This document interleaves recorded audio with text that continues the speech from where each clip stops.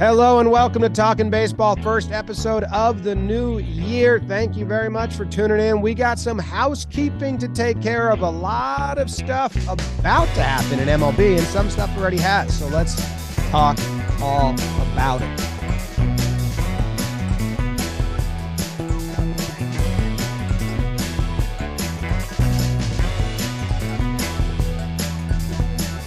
Hello and welcome to Talkin' Baseball. Thank you very much for joining us today. My name's Jimmy. I'm here with Jake, who's standing. Stand up desk, Jake. I like your stand-up energy. And Trev, sitting down, lazy. Also, producer BBD behind the dish. All right, Trev, you're up first because you just took a sip. What's up, How are you? guys?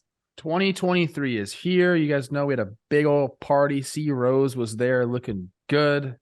I just mentioned on the AMP portion before this, but I'll do it also on the YouTube portion. Chris Rose was 14 minutes from midnight, and we're having a good time. We're dancing, about to have, a kiss and a champagne pour at midnight, and he jets from the party.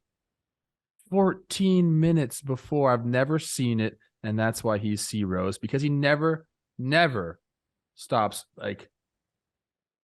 I don't even know the word I'm looking for right now. Never ceases to amaze me, I guess, is what I'm trying to say. He's a different cat, man. Jake, how you doing? Outsmarting everyone. Emotional. Yeah, I wish I could have done the same, but at that time of night, Miley and Dolly were just kicking into gear that you're not getting me. Turn away from that. Excited to chop it up with the lads. Got the coffee going. I am standing up. Jess has apparently one of those desks that go up and down, so I raised her up. So I'm bouncing around today. Terrible audio probably for me. But I'm excited to yuck it with the boys. There's some serious baseball, maybe some Snakes talk at the end. Evan Longoria. Not on my list. Not on my list of topics. I don't know. What's going on with you, Jim Buck, too?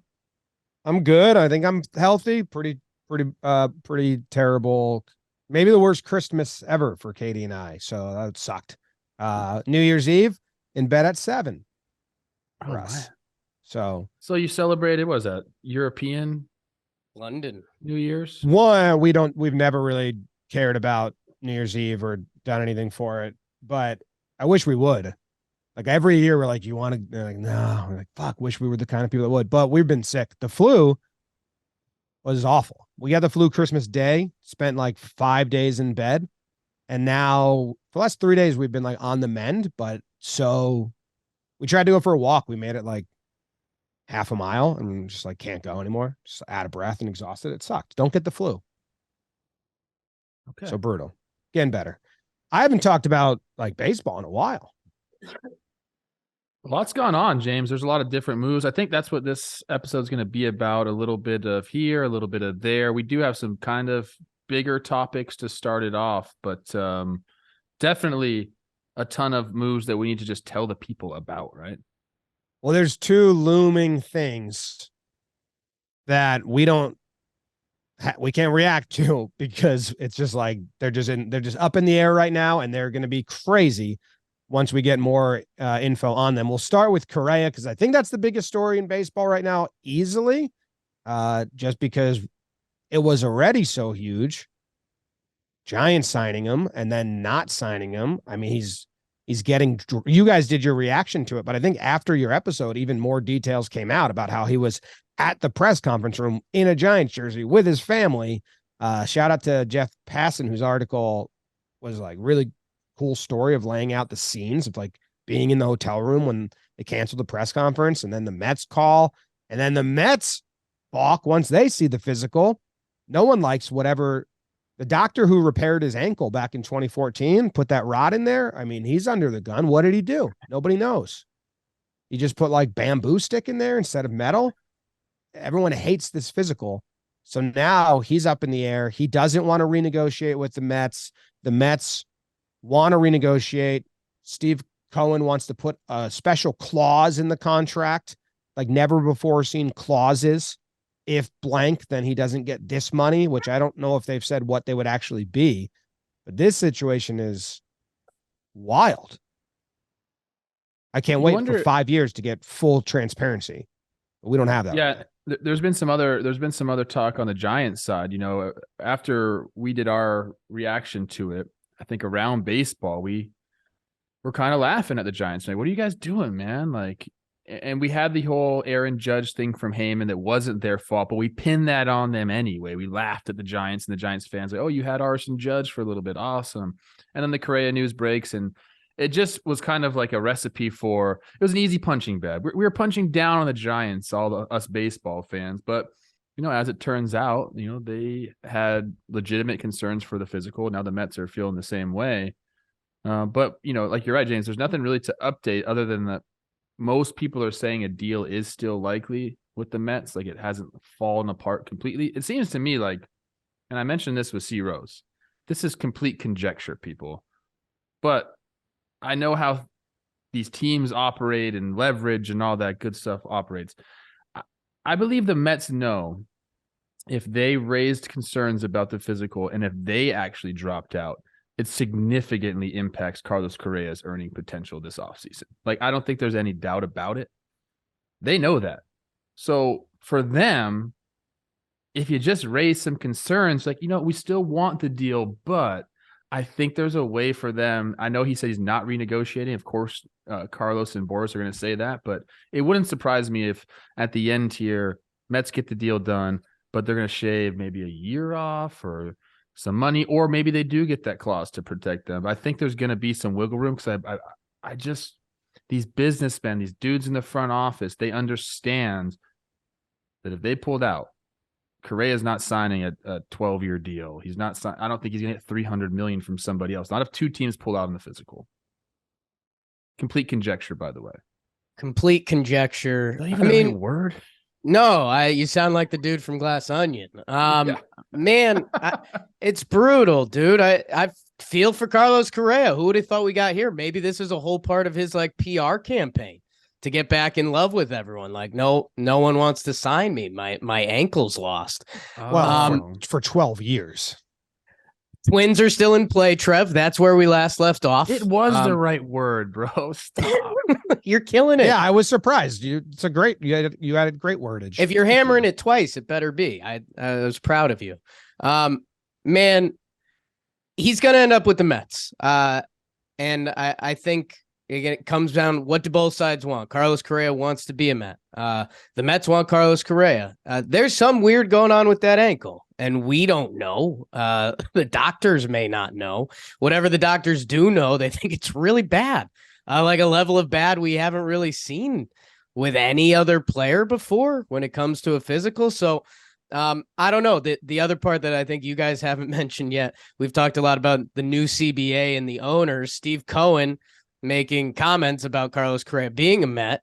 Apparently that's a big old deal because you can't do that unless a guy's on your team. And if they are on your team, well, then they're on your team. So I think what we're going to do is, and I think they were talking to the PA to figure out all of this, what this means in a special clause and I don't know if loophole is the right term, but basically the Mets want some sort of insurance that if Carlos Correa's ankle, we believe, just becomes almost unplayable, like this guy can't play baseball anymore, that they get covered on that. And I don't know. I realize you can't make, individual rules for each player that hits free agency and has something weird happen, but we've clearly hit a weird spot with this.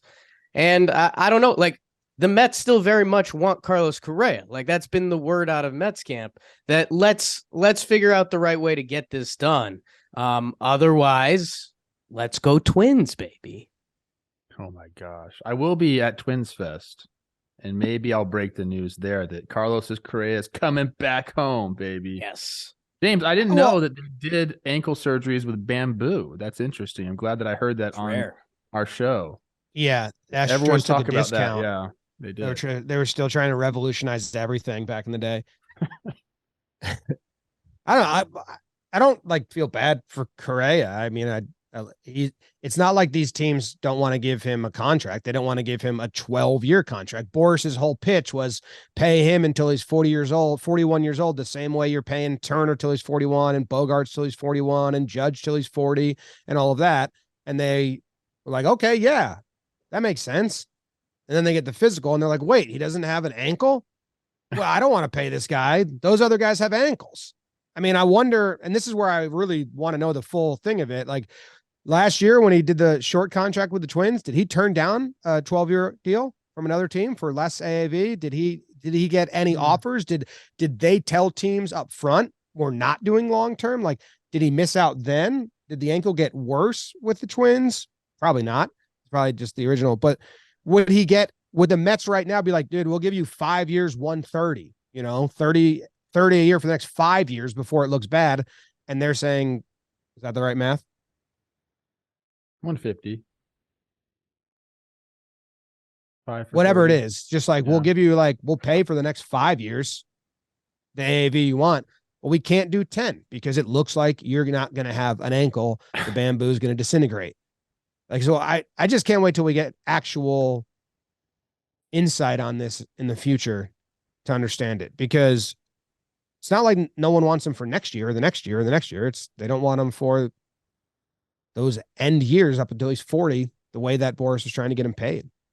So I'm really curious to see what this ends up being. And you're right, Trev, if the Mets pull out and the Giants say, well, you guys treated us like shit, so we don't want to renegotiate, then it's like Twins have. And you're looking at the 5-year deal or a 3-year deal. I mean, and I believe what will happen is the Mets are going to get a provision, a clause like JD Martinez got with the Red Sox. If you guys remember that one, it was like a 5-year deal. They were able to opt out of the last 2 years if a serious injury occurred. It didn't. In fact, he played his whole tenure there, and now he's a free agent, or he signed with the Dodgers. That's right. So, I mean, it's not unprecedented. So this could happen.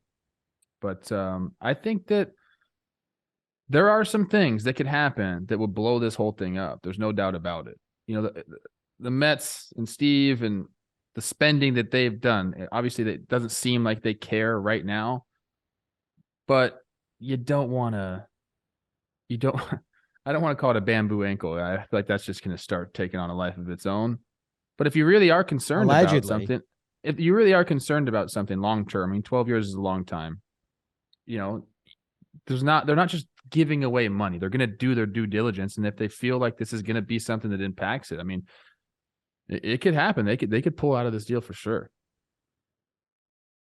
And Luis Castillo in his Mariners extension, there's a no Tommy John clause in there. Forget the exact terms of it, but that's essentially what that is. So I don't know.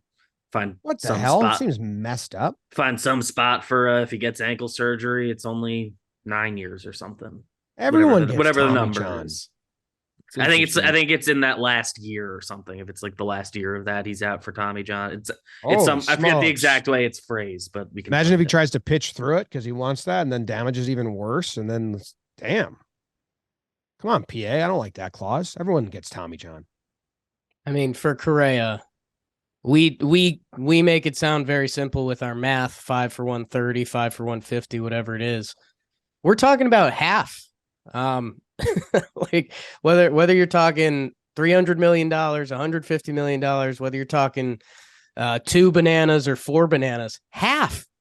And this is what all players work to in their career, to be the 1% of the 1%, to get the opportunity to get a massive contract like this, to get the 10 years, to get the 11 years. He's gotten it twice.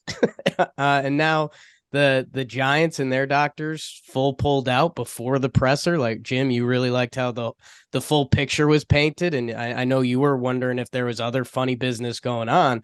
I think it's just this bamboo ankle, and he's gonna end up the Cohen quotes. Cause I just sent myself through the spin cycle. Cause I was like, well, he just broke the new CBA, and if you comment on a guy, they're supposed to be on your team. But if you're so horrified about a guy's ankle that you don't want to give him, years 9, 10, 11, 12 of 30 million a year or whatever it is, then, what would Steve Cohen get for breaking the CBA? Like a $1 million fine? I think he'd make that deal. So I don't know.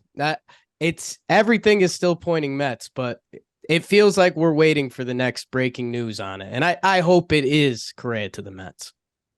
So I want to make sure that we were clear about this. He's never even been on the IL for this injury when he's been in the big leagues. This is something that happened as a prospect in 2014. He had surgery on it. There is a plate in there, I believe. I have a plate in my forearm. And what they told me was if it started to feel if it just started to feel poor or it started to ache or something, they could take it out. But if not, you just bamboo arm, your new blitzball nickname. Yeah, bamboo arm. It's on my non-throwing arm, unfortunately. AJ Pollock, that fuck. Oh, come on now. Yeah, I would have got that son of a gun.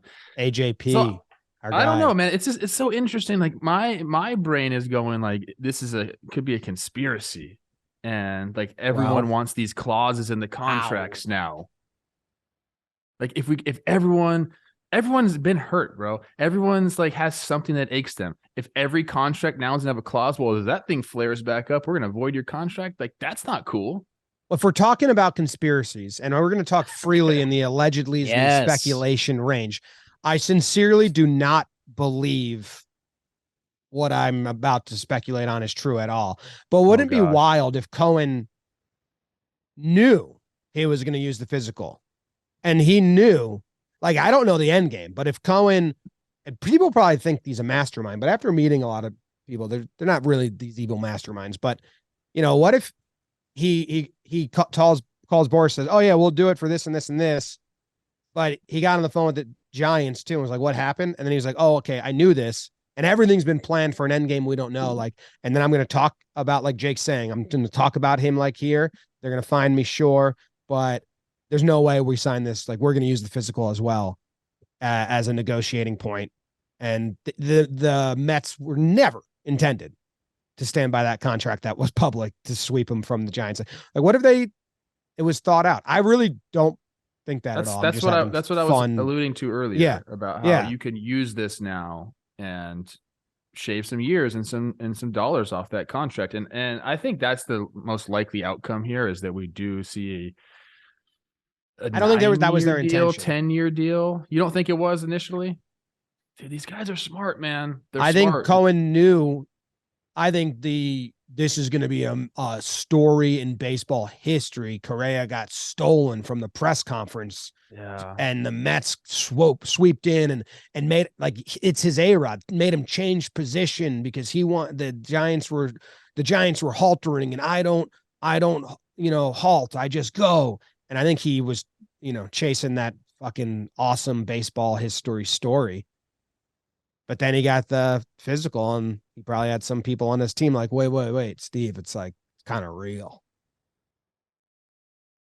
I don't know. I'm so confused. This whole situation, I mean, eventually it'll be cleared up, but right now we're just out there thinking Ken about Burns things. just got to keep ticking.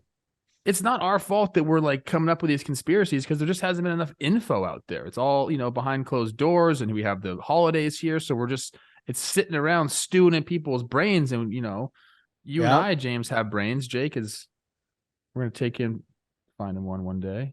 Twirling around in our.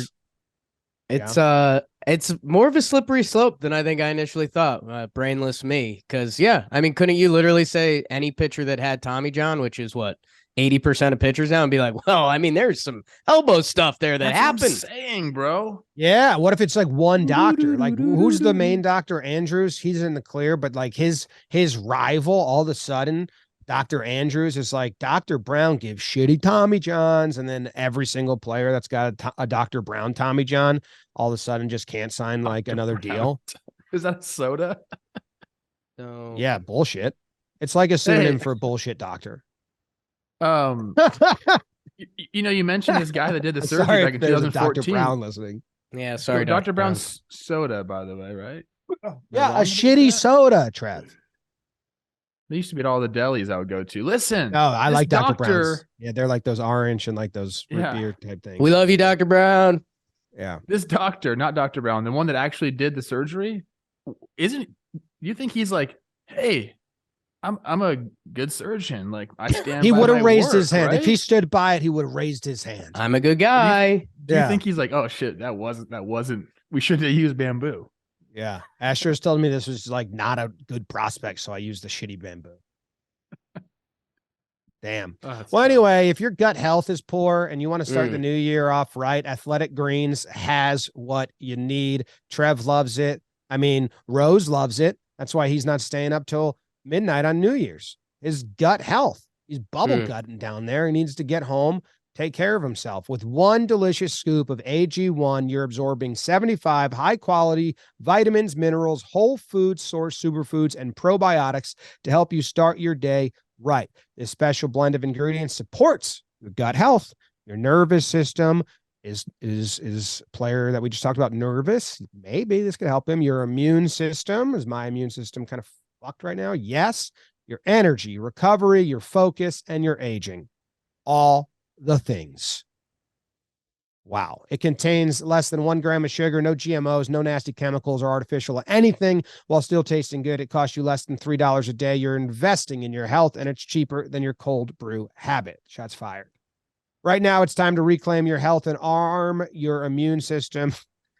I thought it was like reclaim your arm, but they're using like military talk to reclaim your health and arm your immune system with convenient daily nutrition. Just 1 scoop a day in water. That's it.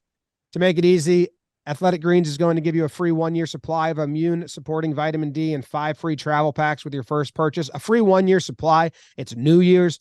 That's kind of easy math there. It's just like 2023 is your free year of AG1. If you do it right now, no rollover months. Just like, I mean, Katie got married on the 1st. Our anniversary is very easy. Do things at the beginning of the year. Easy to keep track of. athleticgreens.com/baseball to take ownership over your health and pick up the ultimate daily nutritional insurance. The other big story that is looming, and it has like in 3 or 4 days, whenever this comes out, tipping point, is the Bauer news. The Dodgers will have to make a decision on Trevor Bauer because he has been reinstated. The arbiter found that the suspension was valid, but not the length that they had suspended him for. So his suspension has been reduced from 324 games to 194 games. This means a couple things for the Dodgers. One, it affects their luxury tax for the 2023 campaign because $22 million will be on their books, right? Yes. They're taking there was 50 more games that he was supposed to be suspended for this year. He's going to be reinstated effective immediately, but he's still not going to get paid for the first 50 games. That's my understanding of it. So that's how you get down from 30 down to 22. Yeah. So the Dodgers, whatever their plans were, I mean, they had to be smart enough to be planning like this could happen and this not could happen for their luxury tax. But then they have a decision on January 6th if he's a Dodger or not. That's the date. We've heard some rumblings coming out that they're leaning on not keeping him, and there's been people, I don't know, man. A lot of this is also hearsay. We've heard some people say that former teammates of his don't want him back in the clubhouse. The Dodgers fan base didn't want Carlos Correa apparently, so they were out on him. And like it's interesting times for the Dodgers. I mean, these are big decisions they had to make. They passed on Correa, obviously. That kind of looks like a good move now looking back. But this Bauer one is interesting because, when he is on the field, and we're just talking straight up baseball here, he's a pretty good pitcher. And for them, he'd slot in probably like middle of the rotation. And you're looking at a pretty healthy rotation if a guy like Bauer is like your 3 or 4. I don't remember the full. Sorry, go. Yeah, my gut feeling is they do release him and just eat the 22 mil and move on. I mean, the brand is very important to all these teams. And, if they deem Bauer, detrimental to the brand and they don't want to have to face all the questions every day, because there still is like civil hearings going on and different litigation that's surrounding him. I think they end up moving on. And I do think he ends up pitching for somebody. But that's kind of the big mystery. Like, who's going to step in and say, gosh, like, I could use a pitcher. I know it comes with some baggage, but he can throw the pill a little bit. I got a few ideas for teams, but I'll let you talk, Jake or Jimmy. Jimbo, you were going? Well, yeah, I mean, I don't think the Dodgers are gonna. I think the Dodgers are going to not keep him on the Dodgers. What's the word there? What's the term? They're not reinstating him. They are just They'll release him. They have to release him. They're releasing him. They'll designate him for assignment, and then they'll have the 7 days to trade him and all that. There were the rumblings again. I forget. It's been so long that there was like a mass exodus type thing from the players. Like they all unfollowed him at the same time. They all like moved his stuff out of the clubhouse at the same time. I forget, but there was like storylines like that going around that they were kind of like not wanting that inside their walls, the players on the Dodgers. And then as far as what kind of team would take this on, there's not like a Patriots in the MLB where like they'll take the head cases because their system is so sound. Is there that I know of? That I think the Astros might be that team. I'm not saying just head cases, but like I don't think they care. I don't think the Astros. Oh yeah, they already had a circus, so that's a good. But there's not like a one team that's like, hey, we'll take on your circus and we'll absorb it. Yeah, that the Patriots were for a little bit in the NFL. Sure, I get what you're saying. So what I think is, okay, well, where's a team that's not really contending, and they don't have a lot of spotlight on them right now at all, and they will take the spotlight and the bad media hit for the potential trade, like basically money laundering. Like we'll take Bauer and we'll wash away this bad image and all the media for you for the first half of this season, and it'll be over with. And then he'll just be performing, and come the deadline, you'll need a pitcher, and you're going to trade us stuff. For now, the people don't care anymore image of a good starting pitcher. Like, is that something the Pirates are going to do where they're at right now, or the Reds are going to do, who they already had Bauer once, are going to do? Like, I have no idea, but that's kind of the timeline or the path to back to like playoff baseball. I don't think a contender right now is going to go out and mess with their clubhouse or mess with their papers at all. We have no idea. Is what you guys just said, because we have no idea. Whether I'm a big Supreme Court guy, as you guys know, and we look for past cases to base stuff off of. We have no clue. The Dodgers, I mean, this Bauer contract brings them right up to the luxury tax or the competitive balance tax. And this is a guy they initially brought in to pitch there. And hey, the Dodgers in baseball change a lot. Like Justin Turner has been a leader of that clubhouse for a while. He's no longer there. There's some different guys in the mix that maybe the early reports that everyone saw and everyone just kind of shrugged and was like, okay, was like, oh yeah, the Dodgers are going to move on, right? They might not. He might just be there. Like they can be like, hey, we're going to be paying this guy $22 million no matter what. Or is there a trade market out there? And if there is a trade market out there, if you're a team like, we're trying to think of these lesser competitive teams getting in the mix. You threw out, I don't know, the Marlins, the Pirates, whoever it is, my D-backs. I don't know. They're always in this weird compete kind of mode.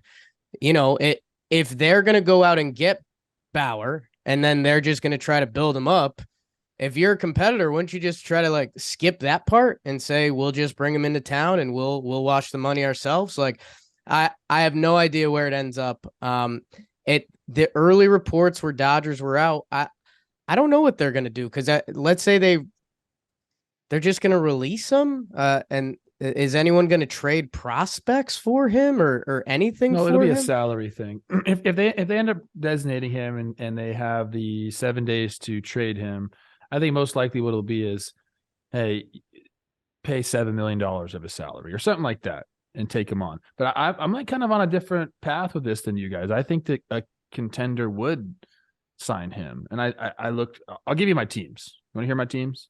Hear them. I mentioned one already, Houston. They kind of have been through the bad PR craze. They understand how to handle it. They're kind of like, people love to hate the Astros, and this would just be like another thing to them. And do they need starting pitching? Like, no, but they're a smart organization that understands that starting pitching depth is kind of key. I think they could be it. I think the Texas Rangers, who are looking to suddenly compete. I know we're probably going to talk about the rotation a little bit later in the show, and they have pieces there already. But again, like strictly on the field, that we're adding an above average pitcher to your rotation. I think the Mets and Steve Cohen. I don't think he really cares about the reputation. And I mentioned this on Baseball Today. He's a guy that has his own legal issues. And, a guy like that who has gotten now a second chance probably wants to give Bauer a second chance. Like these are the things that I'm thinking. I'm thinking like teams that want to compete for real. Like, do the Mariners step in the fold here? Like, we got to get over the hump somehow. Like, do they step in the fold? I think that people are going to be, I think every team is looking at the situation being like, okay, can we do this? What would the negative aspects of it? And would they outweigh, the on-field performance?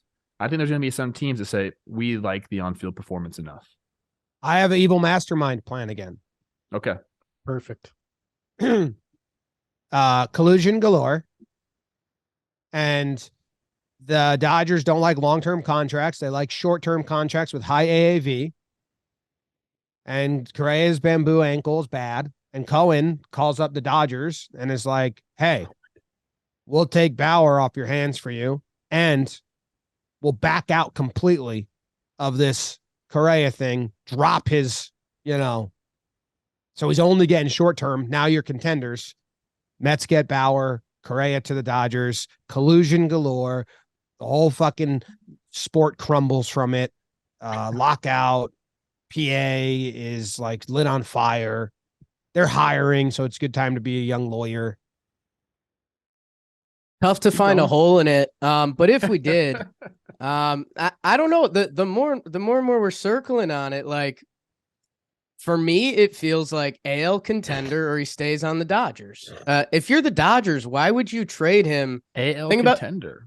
Think about the NL contenders. Like, they're not going to trade him to the Padres in division just to get rid of him. Padres, I just locked it in my brain. Okay, Jim's in on that. Padres, I'm in on that too, for sure.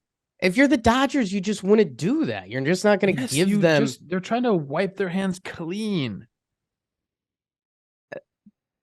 It's 1 year too. The time has been served and it's done. And that's where we've gotten to this point that it's either going to be the Dodgers just say, well, he's coming back. He's going to pitch for us and we'll see what happens. Or I kind of like want, because I don't think they trade him NL and just give him to the Mets or the Braves or the Padres. I think, if anything, it would be AL, and it's a team like Texas got mentioned. Hey, we're doing this damn thing. Screw it. Or how about the Toronto Blue Jays? They're always chasing talent, and sometimes they have to go or overpay a year. We've talked about that before. They could use a fifth starter right now. Trevor Bauer, I mean, that could change their whole outlook. Toronto, I mean, I know it's a big media thing, but it's, a different country, so you're kind of separated from stuff. I don't know, but for the Dodgers just to go NL contender or just release, I don't know, Trev. I got a question for you guys. And since we're just going off the walls here, because both the stories we've talked about already, there's a lot of mysterious things happening, and we don't know, so we're just kind of making stuff up. What kind of shape do you think Trevor Bauer's in right now? Like, is he like ready to go? Like, he's been thrown in his warehouse, like doing silly shit. Yeah, he's been doing all those videos all the time. Yeah, but what does that mean? Like, is he amped up? Like, has he been following a normal regimen? Last year, did he simulate 25 games in his warehouse? Did he throw? I don't know, but I'm sure that people follow. Like, kids that follow Momentum or people that follow Momentum will probably be able to tell you in the comment section. Like, he's probably very public with this. This whole thing's a little bit of a glass onion. And as you peel back the layers, if there's anyone that should be prepped for this, it's Trevor Bauer. He was on his own throwing routine even when he was in the big leagues. So I think he's Trevor Bauer does his own thing. That's kind of been his MO from the start, that I think during this time he's been training, doing his long toss, the long double-sided ball thing that he used to use. I'm sure he's been doing all of it. I like that. That's what's that called? I don't know. Yeah, I don't know either. Everyone knows what you're talking about. It's like a shock weight, but like with a bell bar. What? Get one in the warehouse. Yeah. Shake weight. It's like a shake weight, but with a long stick with like a. All right, let's move on. Yeah. Other Bong. two topics we got are the Rangers pick up Eovaldi, and I like this deal for Eovaldi. I think I haven't dug deep into it, but when it broke, did you guys talk about this already? We No, have but not. I did with C Rose, but when this broke, I was like, ooh, I kind of like that fit. Makes sense. Is he from there or is he from Florida?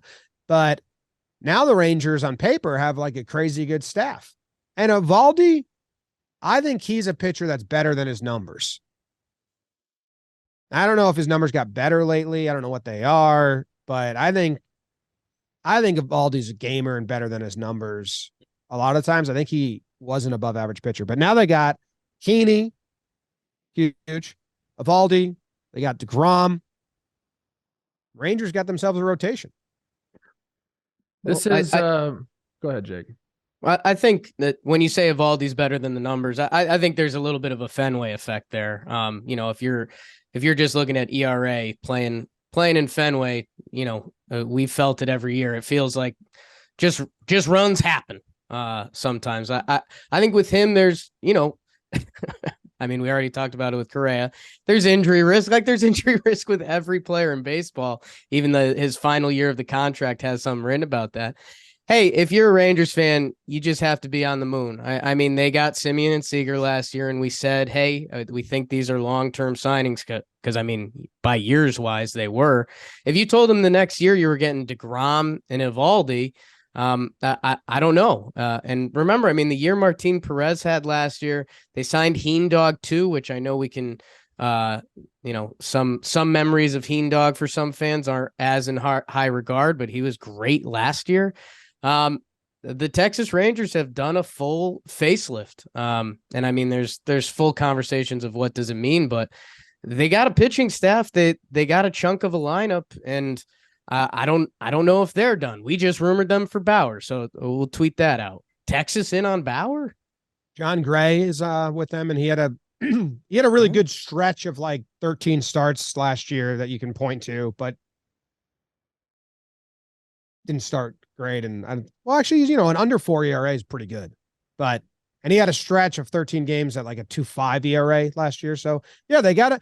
I'll tell you this: if the Yankees or the Red Sox or any team that has been you guys buy players put together this roster, it would be thought of way more. But it would be like very highly regarded and then thought to be a failure if they didn't win the division or make a wild card game. But because the Rangers are kind of like a little bit of have the state of baseball in a pretzel or a little bit of a blender, like, oh, is this going to work? There's still that hesitation to be like gung ho. But I think if a team with a different perception had these pieces, it would be thought of as like, whoa. I agree with you, James. That's actually a really good point because we put that stigma on the Rangers, and I'm a big part of that. I've been just shit talking the Rangers organization for years on this show. And it's because you don't like the Texas Rangers, like the original Cowboy Law organization. No, it's because it's just John Daniels and I just had a tumultuous relationship. I don't even think he knows that we have a tumultuous relationship, but him and I in my head, we do. John Daniels. And I don't even think he's like doing anything. They just like put him. Sounds like a guy that hired the Texas Rangers back in the day. Couple things here. James, I agree with your point. Jake, you whispered briefly, you just whispered about Martin Perez's year last year. 196 innings. He made 32 starts with a 2.89. Yeah. And this dude has to accept the qualifying offer. Like, where are we at right now? Like, I don't know if I agree with that whole thing, and like what happened to his agent telling him to do that doesn't make much sense to me. The dollars that have been flying around this game, and you take a 1 year. Now it's almost $20 million. Great, but you just had that year in a contract year, and that's what we're doing. Doesn't make a lot of sense to me. But this rotation is looking solid. The lineup you can get excited about. I don't know.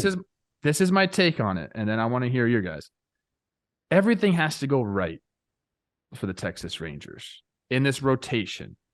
Like, you got to get Jacob deGrom back. You got to get, 150 innings out of this guy? You're hoping for more, but 150. And then you got to have Martin Perez to kind of like, hey, like, Don't regress too much. Like give us sub 3.5 ball. And then Heaney, can you do it for a longer stretch? John Gray, can you like everything has to go right for this team to work out. But if it does go right, I mean, you don't like this lineup a little bit, James? You got Simeon and Seager at the top. Remember what Nate Lowe did last year too. Yeah. I'm got thick neck over there, Josh Jung. Yeah, so I like Josh Jung and his big old neck, but like almost you don't have a sure thing past.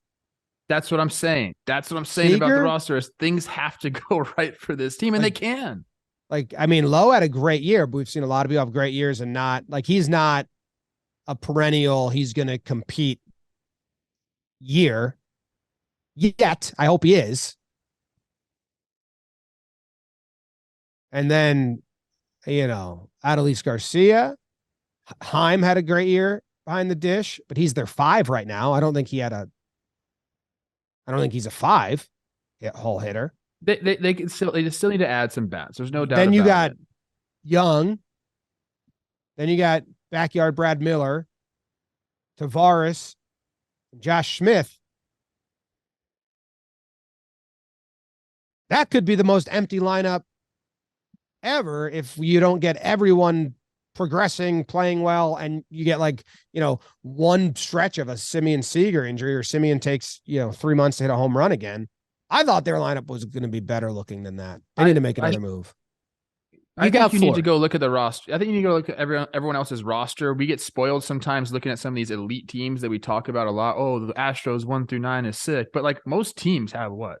Like 5 hitters, and then you're 6 and 7. You're like, okay, and then 8 and 9 are probably usually outs. That's just how teams are constructed. It's hard to have these lineups with no holes. So maybe it's not the best lineup, but you add a piece here, make a trade there, and now we're talking. And if this pitching staff can do it, but it is, like I said, a lot of ifs with this team. They got 4 guys that you like going into any baseball season. Adolis has done it for a couple years. Nate Lowe has progressed. He got to a high point last year that we don't know if he's that, but he's been above average for a few years. Seager and Simeon are studs. Heim was a great catcher last year, but we don't know. Young, we talked about, he's a prospect. You have no idea.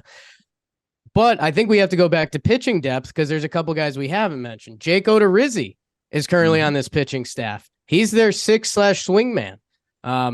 Throwing a lot of good major league innings. Our guy Taylor Hearn Hunge, he's an absolute stud. Hot. Dane Dunning. We've never known which arm he throws with. He's still on this team. He was like their 3-man coming into last year. He threw 153 innings for them last year. Glenn Otto threw 135 for them last year. They have pitching depth, and that's before we get to Cole Winn, Jack Leiter, and Kumar Rocker. So what the Texas Rangers have done is they've built legit pitching depth, which you gotta love. And I think their plan will be, hey, let's see what Josh Jung is. I mean, it could be in May and we're talking about him as a nice young up and coming player. If they add a bat, and whether that's flipping a pitcher, whether that's whatever it is, right now their lineup is thin. And the reason we're not talking about them as a Mets or a Red Sox or a team that, it would go out and empty the bankroll and bring in all these guys is the big bad wolf, the Houston Astros. This team isn't near them. And that's the bad news about it. Yeah. I think I'm a Texas Rangers fan again. How about that? I need them to get another bat. I'm not into their lineup at all. I don't think it's as it stands right now, a lineup of a competing team. All right.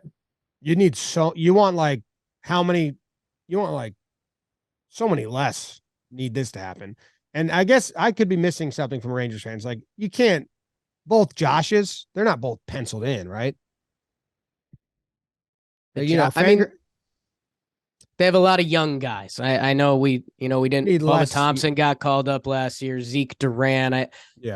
There's playing time to be had. Leody Tavares is 24 and he put together a nice stretch for a little bit last year. So yeah, I mean, some of that stuff will hopefully sort itself out in a good way. But like Trev was kind of saying, if everything goes right, it never does. But everything going right, some of that's like this is a lot. Like even like Tavares, Heim, low. One of those three isn't going to progress. I don't know who, but that's just the numbers of baseball. Like not all three of those guys are going to get better and have full complete years that are what they did or better than before. And that's your fourth, fifth, and sixth option. You still have the 7, 8, 9 of complete crapshoots. I don't know. I like that roster more. I need more.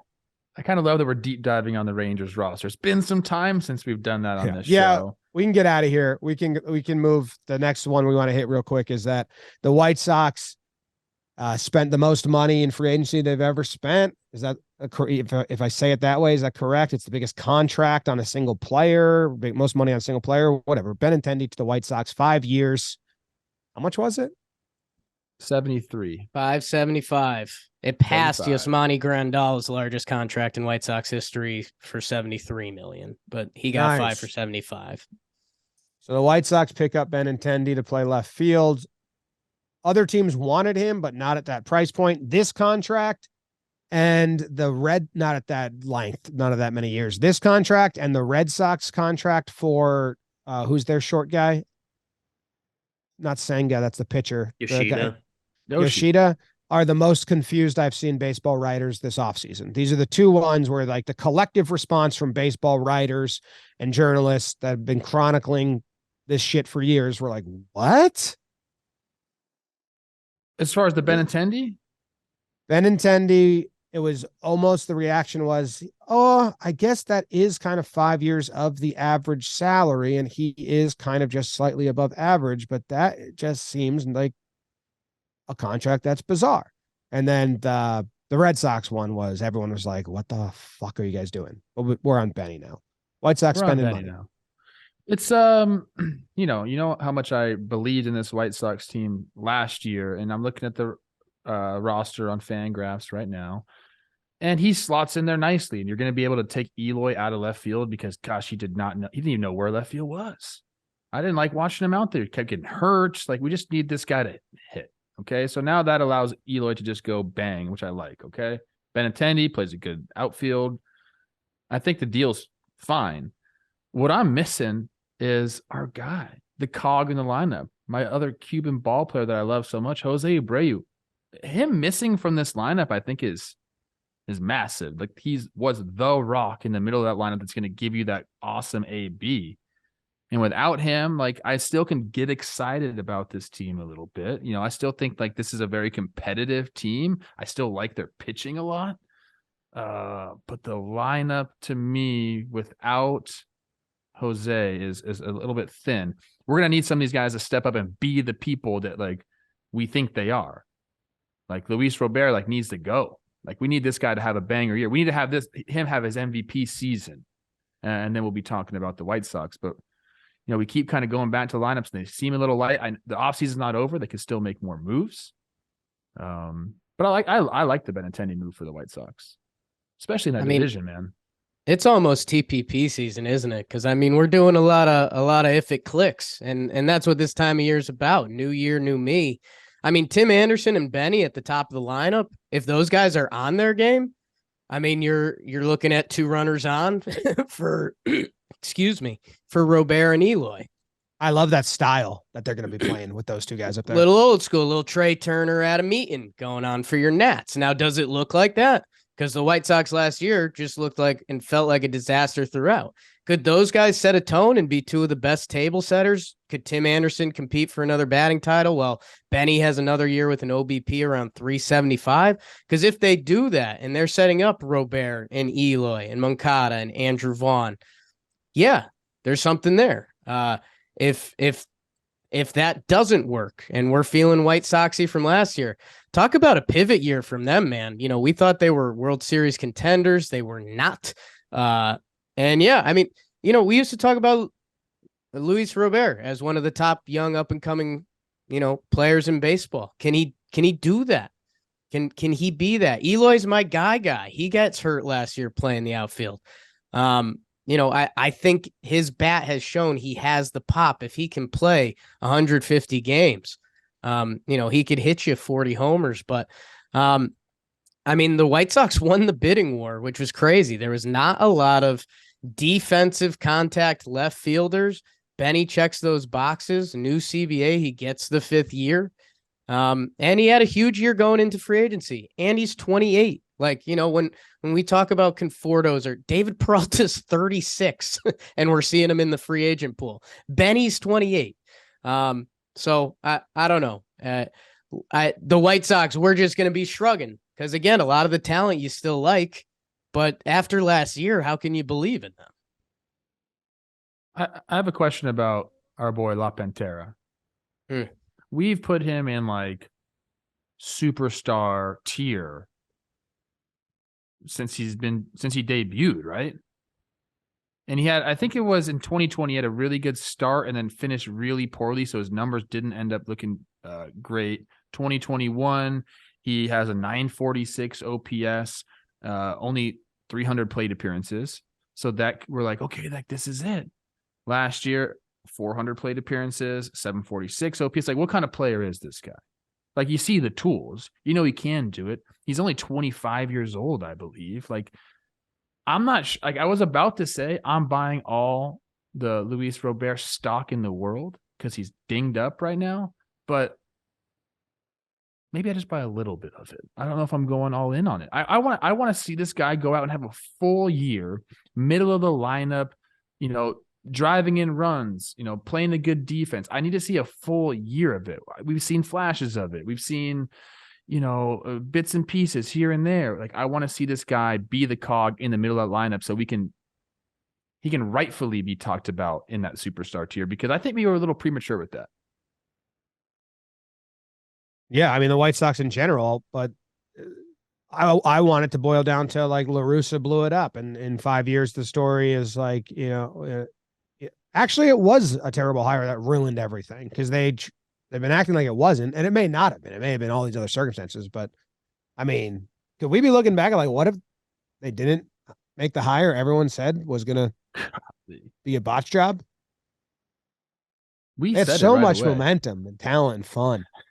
And it's just like, what? Do you know we said it, and then Lucas Giolito came on. I think he talked to C. Rose about it or something. He's like, "Oh no, we're all behind this move. We love it. He's great." And we're like, "Okay, well, we'll listen to you, Lucas. You're there. You're in the clubhouse." But then you realize you kind of in the media. You have to talk nicely about your manager mostly. Robert got that contract going into the season. He was one of those, and we're like, "Oh wow, he must be a dude." He hasn't played 100 games in a baseball year yet. I know it's a little unfair to 2020 because he played 56 out of 60 games, but our guy's got to play over 100 games at least.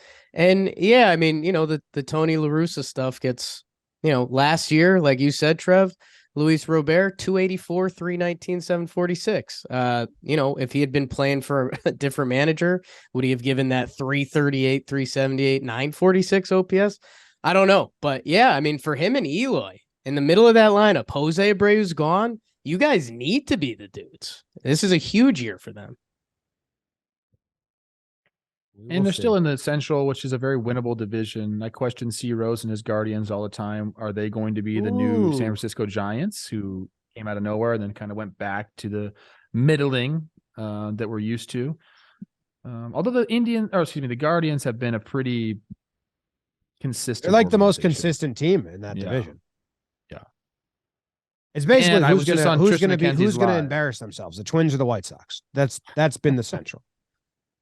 Tigers get a little kick last year. They signed a lot of guys. Yeah. All right. What? I mean, hey, BBD, how long have we gone? We are right at about 55 minutes with an intro that might be playing right now, or outro that might be playing right now. Cool. All right. Well, hey, that's the main topics. There's some big topics we want to get into in the future date, like the Varsho trade and some of the D-backs moves, the Marlins, what they're doing. And then there's a bunch of stuff that probably never gets talked about unless more things happen with that team, like the Angels signing Brandon Drury, or Brantley returning to Houston, or Carpenter going to Padres. 2 eps a week, coming baby. soon. Yeah. If we don't get to him, we'll get to him then. Yep. So we'll get to him. All right. Bert Smith signs with the Eagles. Yep. Good stuff all around. All right. Well, thanks for tuning in. Appreciate you guys. See ya later.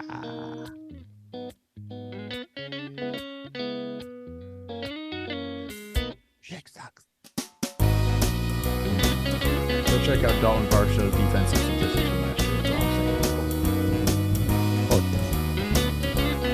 saying. Either good or bad, James. Good. Otherwise, you wouldn't have said that.